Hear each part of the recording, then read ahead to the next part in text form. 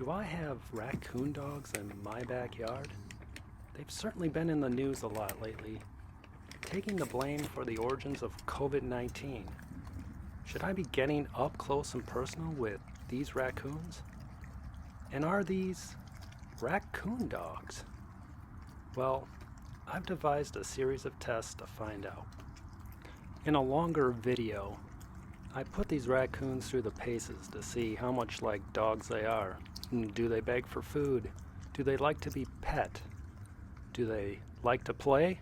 And do they go bonkers over squeaky toys? Well, in this little short video, as you see, there's a cute little squeaky toy that looks just like them. Let's see how they react.